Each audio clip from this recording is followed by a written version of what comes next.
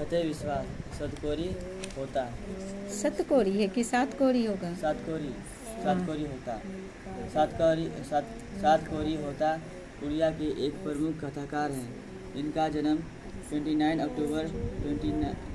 अक्टूबर नाम है हाँ, सातकोरी होता नाम है। ये कौन सा लिखे उड़िया हैं? के प्रमुख कथाकार। ढहते विश्वास। हाँ। इनका जन्म 29 इनका जन्म 29 अक्टूबर 1929 ईस्वी में मयूरभंज उड़ीसा में हुआ था। अब तक इनकी 1 दर्जन से अधिक पुस्तकें प्रकाशित हो चुकी है।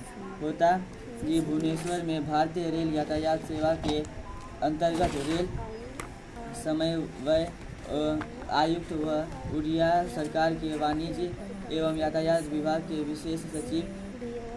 विशेष सचिव तथा उड़ीसा राज्य परिवहन निगम के अध्यक्ष रह चुके हैं। इधर आओ तुम। कथा साहित्य में खुशी उड़ीसा का जीवन गहरी आंतरिकता के साथ प्रकट हुआ है। यह कहानी राजेंद्र प्रसाद मिश्र द्वारा संपादित हुआ है और अनुदित उड़िया के चर्चित कहानियाँ विभूति प्रकाशन दिल्ली से यहाँ सोमवार संकलित है। पिछले कुछ दिनों से लगातार बारिश होते देख लक्ष्मी को लग रहा था कि जैसे इस बार भी बाढ़ आएगी। तूफान में घर टूट गया था। उधार कर्ज मांगकर किसी तरह कुछ बांध बूंद कर उस पर पुआल डाल दिया था उसने।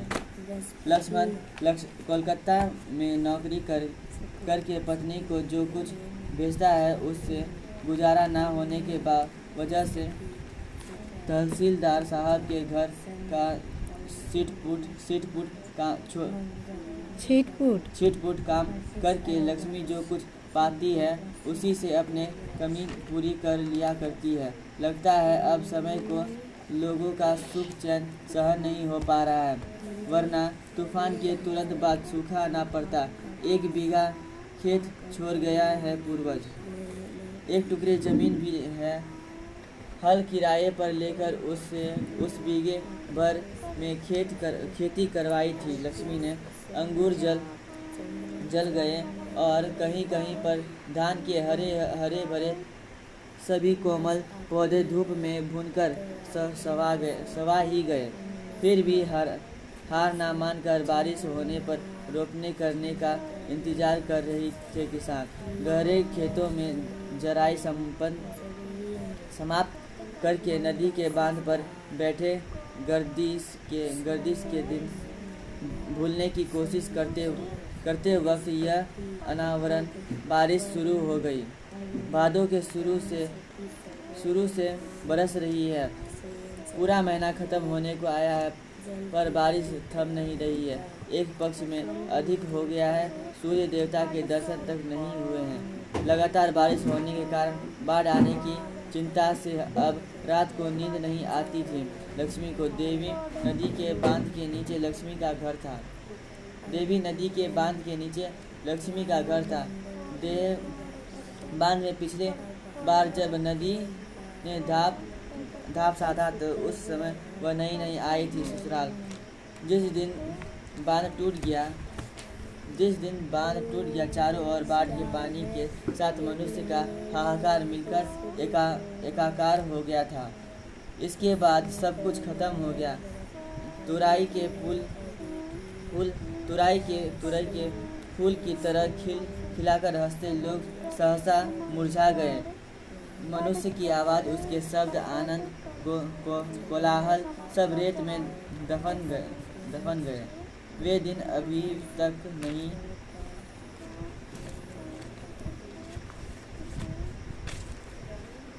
भूल पाई है लक्ष्मी। कितना दर्दनाक है वह अनुभूति, कितना भयानक था वह दृश्य। मरी परी माँ। यहाँ देखो क्या लिखा हुआ था, कितनी दर्दनाक है वह अनुभूति, कितना भयानक था वह दृश्य। मरी परी माँ के शव से ठिठक कर बैठा था बच्चा। संतावना पाने के लिए कौन देगा उसे संतावना। संतावना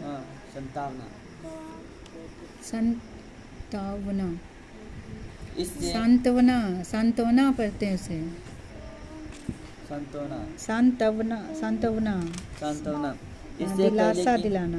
इससे पहले कि माँ उसे गोद में उठाए, सियार वनभोज के लिए घसीट ले जाते हैं उसे जीते जागते बच्चे को। वह दृश्य याद आते ही सिर से पैर तक शरीर आतंक से सिहर उठता है।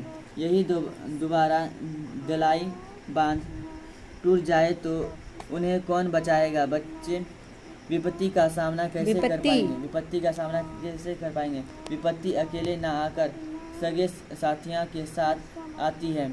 यह बात सच साबित हुई। तूफान के बाद सूखा और उसके बाद बाढ़। तूफान और सूखा में जिनकी कमर टूट चुकी थी, बांध के धारा के आगे सीना तानने की ताकत उन्हें भगवान भी ना दे सकता था।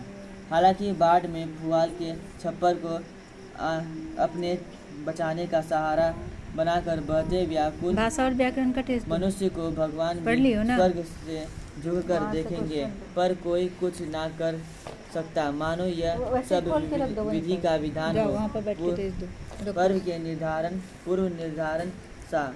विधि के निर्देशों का हमेशा से मानता आया है, मनुष्य कभी विरोध नहीं कर सकता है। यही उसकी विडंबना है, यही उसका बेसहारापन है।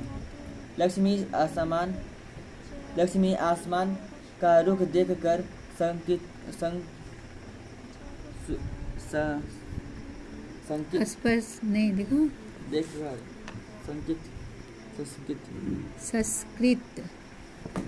संस्कृत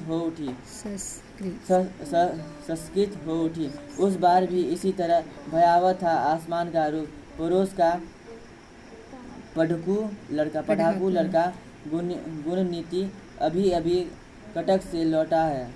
उसने घर जाकर कटक कहाँ है? उड़ीसा।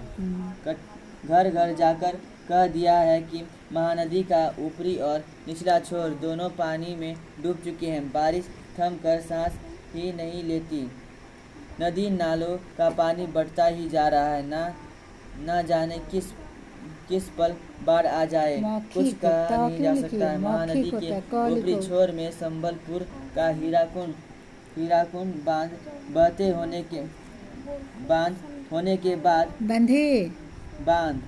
बंधे होने के बाद लक्ष्मी ने बात सुन रखी थी, किंतु क्या वह एक बांध पूरे राज्य के बाढ़ के पानी को रोक सकेगा? कटक शहर को बाढ़ की चपेट से बचाने के लिए महाराज ययाति केसरी ने पत्थर का बांध बनवाया था। इस युग के पढ़े लिखे बुद्धिमान लोगों ने हीराकुंड बांध बनाया। हालांकि यह सब देखा नहीं है, लक्ष्मी ने सिर्फ सुना भर है। उसे हीराकुंड बांध में काम करते समय पत्थर के नीचे दब कर उसके ससुर शहीद हो गए थे, ऐसे लोगों का कहना है। ससुर के देहांत के बाद वह इस घर में बहू बनकर आई थी। इन 28 वर्षों में उसने कई बाढ़, सूखा और तूफान देखे हैं, किंतु इंसान इन बाधा विपत्तियों को मानकर हथेली जंगली भैंस की तरह अपने आशा और अपने अरमानों को पूरा करने के लिए निरंतर दौड़ रहा है। ना जाने कितनी आशाएं, कितनी अभिलाषाएं उसने भी अपने दिल में संजो रखी होगी। लक्ष्मण के परदेसी होने का उससे बेहद दुख है, फिर भी वह बगैर टूटे अच्छे दिनों की प्रतीक्षा किए जा रही है। शायद वह डरावना दिन आते आते रास्ते में कहीं ठहर गया है, जैसा जेब्रा क्रॉसिंग में महानदी का पानी ठहर जाता है। भारत पर मन हार नहीं मानता। नसीब के साथ तर्क वितर्क करके निकाल पड़ता है कुंज करने को। लक्ष्मी देहाई बांध में खड़ी होकर महानदी के दोनों किनारों को डूबते हुए देखकर मन ही मन कहती है, किनारे लांगे पखेर चले जो हमारी हंसी खुशी की दुनिया को और रेतीली मात बना।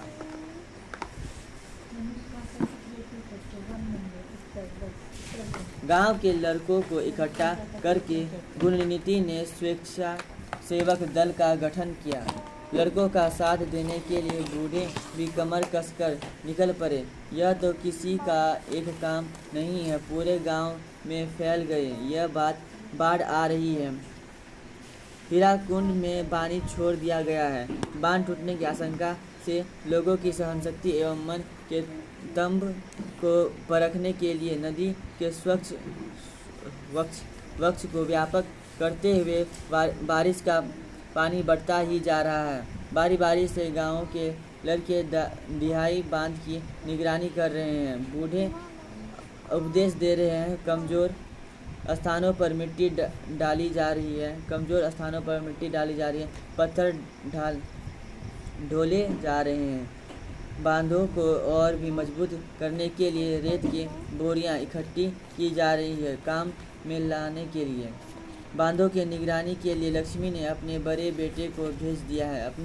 अपने साथियों के साथ वह रात भर बांधों की निगरानी करेगा। कमज़ोर स्थानों पर रेत की बोरियां डालेगा, पत्थर ढाएगा।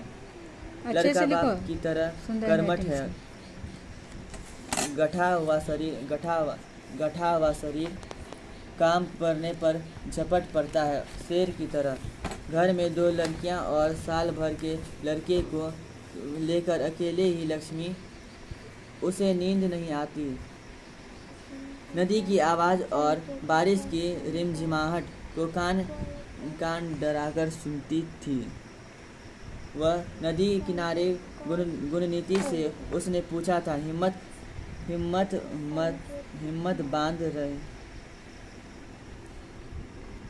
बंध रही है क्या छोटे सकोगे? गुणनीति ने हंसते हुए कहा, क्यों नहीं सकेंगे मौसी। ये एक इन्वर्टेड कॉमा मैंने एक साथ पढ़ेंगे। हिम्मत बंध रही है क्या छोटे, ऐसे पढ़ेंगे और तब पढ़ेंगे सकोगे। गुणनिधि ने हंसते हुए कहा, क्यों नहीं सकेंगे। गुणनिधि ने हंसते हुए कहा, क्यों नहीं सकेंगे मौसी। निठल्ले लोगों के लिए जगह भी तो नहीं है दुनिया में। जिस मनुष्य ने गठजोड़ी का पत्थर बांधा है, हीराकुंड बांध बनाया है, वह मनुष्य अभी मरा थोड़ी ही है। उसके चेहरे की चमक देखकर लक्ष्मी को कुछ तसल्ली हुई। कुछ भी कहो, पढ़े लिखकर नालायक नहीं निकला। पैंट शर्ट उतारकर कांच लगाकर अन्य 25 लोगों के साथ कमर कसकर जुटा हुआ है। बड़ा लड़का अच्युत भी पल भर को नहीं बैठता। रेत की एक बोरी डालने के बाद दूसरी बोरी लाने दौड़ जाता।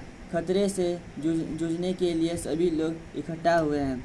सरपंच ने गुणनिधि से कहा, घर घर खबर पहुंचवा दो, सबों को सतर्क कर दो।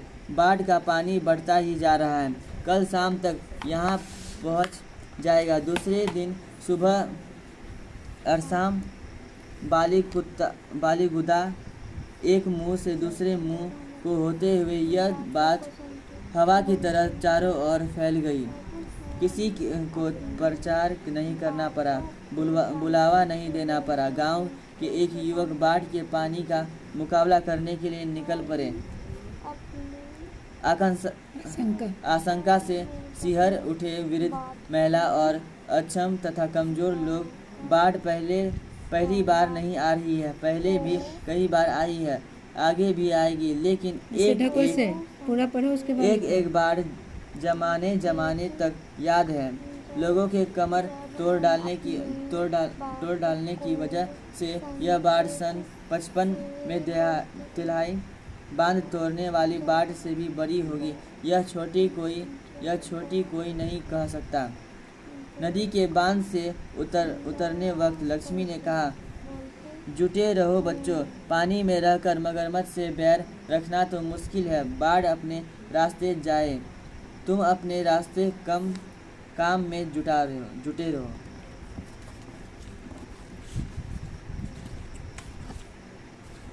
लक्ष्मण का मिट्टी के दीवार और पुआल के छप्पर से बना घर दिलाई बांध से कुछ ही दूर पर ही है। घर के चबूतरे पर बैठने से बांध दिखता है। चबूतरे पर छप्पर छप्पर पर बैठने से नदी का पानी दिखता है।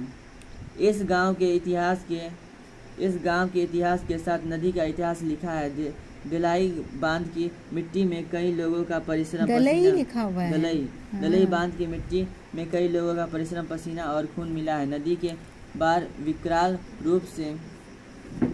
रूप देखने के बावजूद मनुष्य वहां से घिसका नहीं है। जल्दी करो ना। नहीं, नदी के किनारे ही घर बनाया है उसने। इस तरह नगर और जनपद बनते हुए सभ्यता का विकास हो गया है। नदी के किनारे मनुष्य के सुख दुख का गीत गाती हुई नदी बह रही है। उसका पानी पीकर उसने पानी से खेत सिंची, अनाज उत्पन्न करके वह जी रहा है। नदी के उपजाऊ मिट्टी ने जमीन को उर्वर बना दिया है। जाल डालकर थोड़ी बहुत मछली पकड़कर सुख चैन से खाना खाते हैं लोग। एक बार पूरा देखो फिर लिखो। बाढ़ आई है, बांध के घेरे को तहस नहस किया है, पर नदी को किसी ने शत्रु नहीं कहा है।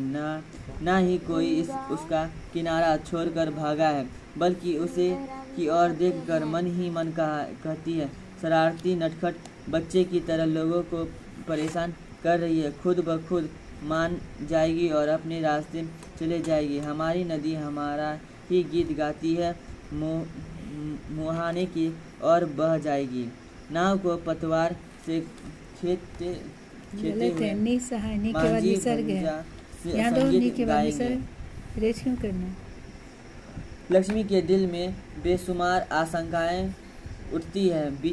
बीच में उसका सीना धड़क उठता है। मन में अच्छे बुरे ख्याल आते हैं, कहीं विपत्ति वाकई ना आ जाए। ऐसा सोचकर सतर्क होते हुए उसने एक बोरे में थोड़ा सा चिवड़ा, दो कांसे के बर्तन अंगोछा भर कर रख दिए। सन 55 वाली घटना उसे आज तक याद है।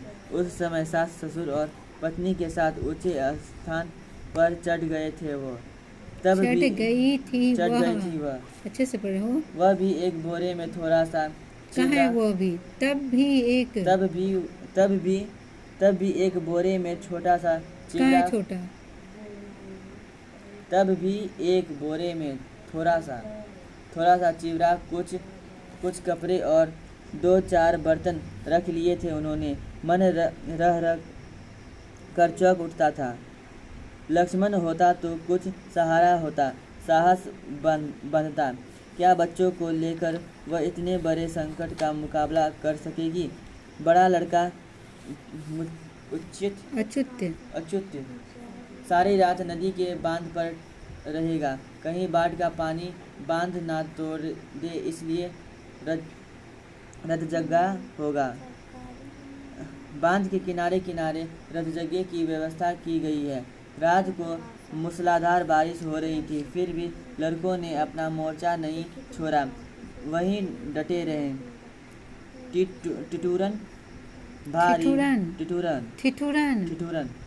ठिठुरन भारी हवा से रह कर सिहर उठता था उनका शरीर। फिर भी जिद्दी से काम में जुटे हुए थे सभी। मनुष्य जिद कर रहा है अपनी दिक्कत खुद दूर करने के लिए, वह अपने हार मानने को तैयार नहीं है। लक्ष्मी अपने दोनों लड़कियों को छोटे बेटे को सुलाकर गुहाल में गई। बाद में समय मिले ना मिले, इसलिए उसने गाय और बिछड़े को गले से पगहा खोल दिया। दोनों बकरियों को भी कमरे में खुला छोड़ दिया। घर के सारे चीज एक कमरे में इकट्ठा करके ताला लगा दिया। देखते देखते रात बीत गई। सुबह होते होते बाढ़ के पानी के लिए नदी में जगह नहीं बची थी। बारिश के रफ्तार में कोई फर्क नहीं आया।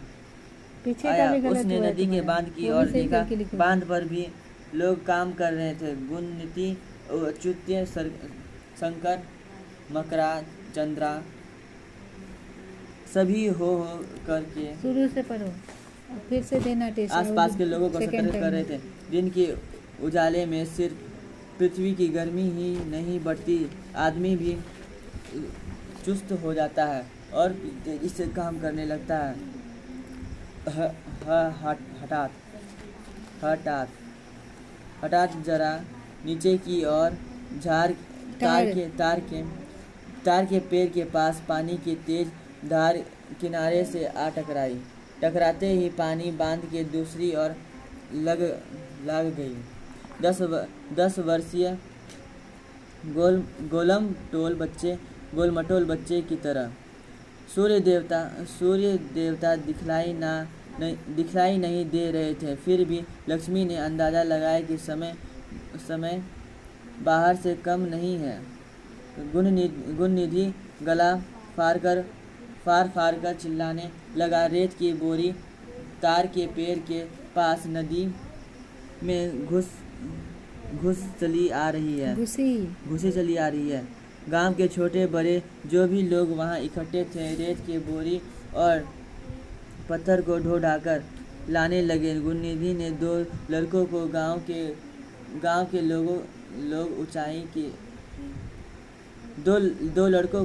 गांव के लोग ऊंची जगह पर चढ़ जाएं, ऐसे कहने के लिए उद्देश्य से गांव में भेज दिया। पल भर में शोर शराबा मच गया। पूरे गांव में लोग हाँफते हुए टीले की ओर दौड़ते गए। टीले के नीचे स्कूल है। दौड़ते गए? कहाँ है दौड़ते गए? दौड़ने लगे तो तुम उसको पहले दौड़ते गए। टीले के नीचे स्कूल है। कईयों ने स्कूल में शरण ली।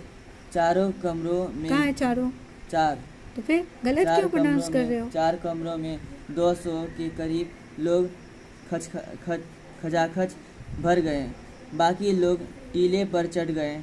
तेज बारिश और हवा की वजह से टीले पर बरगद की शाखाएं इधर उधर डोल रही थी। पेड़ के नीचे देवी का थान बारिश के पानी से भीग चुका था। साल में एक बार चैत की संक्रांति को इसी टीले पर मेला लगता है। देवी पर बलि चढ़ाई जाती है। आसपास के गांव के लोग इकट्ठा होते हैं। खरीद बिक्री होती है। नाच गाना भी होता है। उस वक्त टीले पर चढ़ने वाले लोगों के चेहरे में रौनक होती है, किंतु आज सभी किसी आशंका से थर-थर काँप रहे हैं। मानो सबको की आशाएं सबों की आशाएं आशंका में बदल चुकी है। कौन जाने क्या होगा। सिर्फ माँ चंडेश्वरी का ही भरोसा था। लक्ष्मी दोनों लड़कियों को और छोटे लड़के को साथ लेकर निकलते कुछ बिछड़ गई। वह अच्युत का इंतजार कर रही थी, यह सोचकर कि कहीं वह आ ना पहुँचे, पर अच्युत नहीं आया। नदी के बांध की ओर देखकर उसने ऊंची आवाज़ में बेटे को पुकारा, पर वह आवाज़ शायद बेटे के कानों तक नहीं पहुंच सकी। ठीक उसी वक्त बांध टूटकर पानी की धारा गांव की ओर लपकने की आवाज़ ने क्षण भर को उसे स्तंभ कर दिया। उसके बाद और कुछ भी सोचने का वक्त नहीं था उसके पास। वह दोनों लड़कियों के साथ लेकर बच्चे को गोद में लेकर जैसे तैसे बोरे को उठाए टीले की ओर दौड़ने लगी। नदी में दोबारा धाव साधा। लोगों को पहले से दिए वायदे को किसी एहसान फरामोश की तरह तोड़ते हुए नदी की पागल धारा बांध की दूसरी ओर कूद पड़ी। किनारे ढहने लगे थे। नदी के गर्भ में पल झपकते ही तार के पेड़ का नामो निशान मिट गया।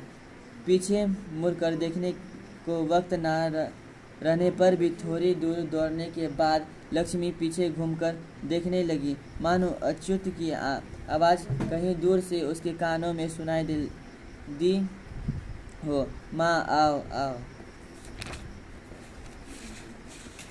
किंतु अच्युत नहीं दिखा। काश यह नदी भी माँ कहकर आगे न बढ़ते हुए उसी तरह खड़ी हो जाती कुछ देर। काश आते आते कुछ देर ही कर दी। अच्छे से पढ़ो ना थोड़ा सा सही से वर्ड को। लेकिन बांध टूटे नदी की धार से पहले परिचित। धारा है, धार क्यों बोला? धारा से पहले परिचित है लक्ष्मी। घर के समान ऊंची धारा चली आती है नदी की ओर से। दौड़ते वक्त जब उसे ठोकर लगी, उसके हाथ में बोरा छूट गया। लड़कियों को आगे जाने को कहकर जैसे ही वह खुद चलने को हुई, पानी उसके घुटनों तक आ गया। लड़कियां स्कूल तक पहुंच ही होगी कि कमर तक पानी में आगे की ओर झुकते हुए चलने लगी लक्ष्मी। शिव मंदिर के पास वाले बरगद के नीचे पहुंचते ही उसके गले तक पानी आ गया। तेज धारा में बहने लगी थी। वह पैर जमीन में नहीं टिक रहे थे। खूब घबराकर उसने एक हाथ से बच्चों को ऊपर उठा लिया और दूसरे के हाथ में बरगद की जटा को जोर से जकड़ लिया। उसके बाद चारों ओर असहाय लोगों का सुनाई देने लगा। घर, खेत, खलियान, बाग बगीचे को मिट्टी में मिलाकर परिहास करती हुई आगे बढ़ती जा रही थी नदी की धारा। लक्ष्मी कब बेहोश हो गई वह जान नहीं पाई। दिन भर और रात भर सूसू करके बह रहा था नदी का पानी। दलाई बांध टूटने पर जिस तरह हर बार किसी अबोध अनाथ बच्चे के रोने की आवाज़ आती है, इस बार भी ठीक उसी तरह सुनाई दी। ऊंचे छलांग भर कर तेज गर्जन करते हुए बाढ़ का पानी आगे ही बढ़ता जा रहा था। पीछे घिसकते जा रही थे मनुष्य और पशु। कहाँ है घिसकते? यहाँ घी है कि खा है? खिसकते। तो फिर खिसकते जा रहे थे मनुष्य और पशु जीव जगत के कितने ही प्राणी, सत्वार और जंगम। ऐसी बाढ़ कभी कहीं नहीं आई। बूढ़ों ने कहा, नदी कई बार किनारा लांघ चुकी है, लेकिन इस बार की बाढ़ का मिजाज कुछ अलग ही है। कोई मुकाबला नहीं इसका।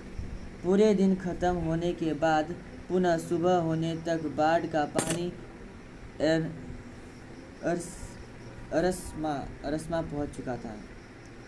चारों ओर पानी भरा था, सिर्फ पानी ही पानी, मानो एक और महोदधि